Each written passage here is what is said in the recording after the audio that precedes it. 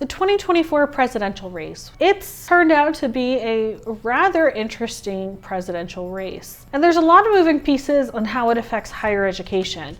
Let's go through a few of those to explain a little bit about the platforms and what we expect to see. As we know, the Biden-Harris administration has really looked at their opportunities with student loan forgiveness, trying to help reduce the cost of college, and they've also had to work through the FAFSA fiasco. And if President Biden were up for re-election, he was campaigning on some of those points to continue into the next administration if he were to be elected. Now that it's official that Vice President Harris will be the Democratic nominee, if she is elected, more than likely that some of the initiatives that were under the Biden administration will continue on with the Harris administration. Now, here's the thing. She has every right to create her own agenda and her own campaign and to present those initiatives. While we expect them to be very similar to the Biden administration and how the Biden administration has prioritized different aspects of higher education, she could put her own take on it, and she has every right to do that as her own candidate. Former President Donald Trump is the Republican nominee to run in the presidential election. He has made public his Agenda 47. What he would take on in office if he were to be reelected. Agenda 47 has called out several aspects of higher education where the Trump administration would like to put their efforts in if they were to return to office. One of his visions includes creating what's known as the American Academy, which will be a federally funded university. And he expects to create this university without increasing the federal debt. He plans to do this by essentially taxing, fining, and suing large private university endowments. He's also proposed to eliminate most income-driven repayment plans and only leave one for borrowers. This idea of the forgiveness opportunities under the Biden administration, he has not supported, and he has not publicly supported them at all.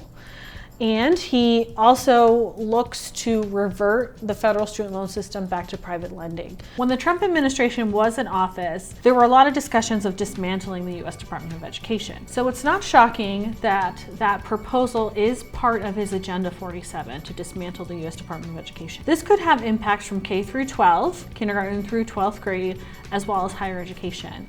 He has been advocating that education should be managed at the state level rather than at the federal level. Something very similar to what we saw under the FEL program days, the Federal Family Education Loan Program days, where some of you might still have loans that are federal loans under the FEL program.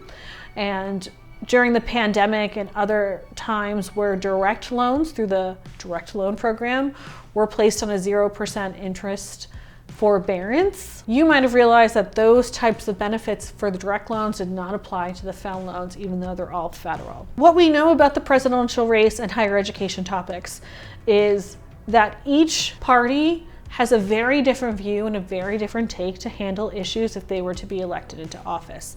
We won't know which way it's going to go until the next president's elected and they take office. If we do see Vice President Harris elected as president, we can anticipate the transition as far as the daily workings of the government, as well as any other ongoing initiatives, to be a bit smoother. But it would only be smoother because some of those initiatives may have already been happening or in process.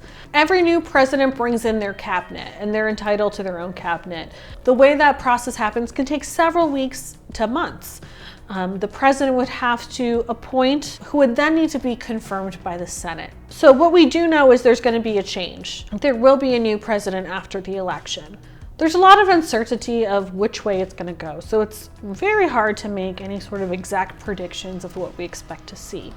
We can see with the Trump administration what's on his agenda and what he would like to accomplish, and then with the Harris administration we can see what's on her agenda and what they would like to accomplish.